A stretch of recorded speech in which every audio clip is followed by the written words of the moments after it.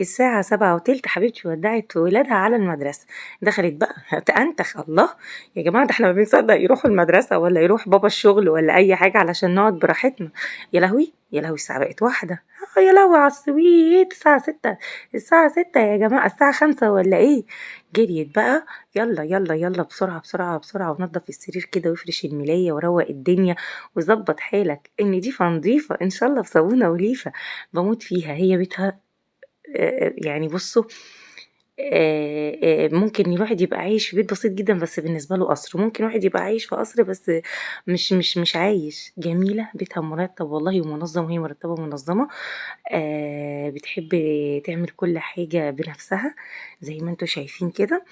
بس الأنتخة ما ملهاش دعوة، احنا بنحب نأنتخ. أنتخ أنتخ يا عم الحاج. ولمت الدنيا كده وظبطتها. بس ايه، انا بحب طريقتها ان هي كل حاجه تصوت، تبص في الساعه تصوت، تبص في الموبايل تصوت، وتقوم تلم الدنيا كلها. وراحت بقى لما حوالين السراير كده ومظبطاهم.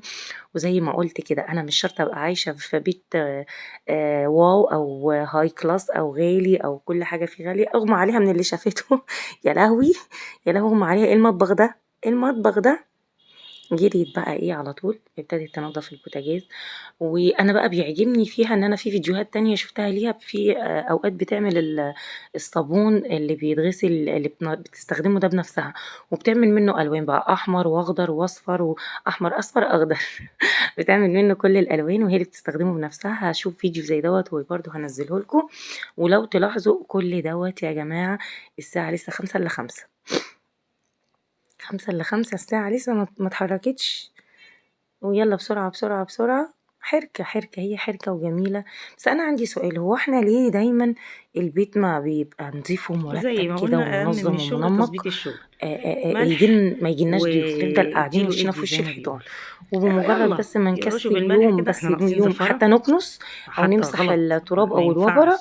حتى نلاقي العيل العيلة الصغير كلها مش وقومت لا سايبينه ان إله هو إلا الله بتقول ما أنا شاء الله جاية، كلهم بيحبوا ويطبوا الطفل علينا. اليهو. والدنيا زي يعني فده كان الدنيا خنزير كده فعلا بيمرح محتاجة ترويق. ويرعى سبحان ويمرح في الله، بتحصل المزرعة. معايا وبتحصل مع ناس جانوا كتير، عليه وسمعت حد، ناس كتير قوي بيقولوا والخضار كده. اللي قايبك زي ما قلت بيستخدموا ف مكونات حلوة جدا.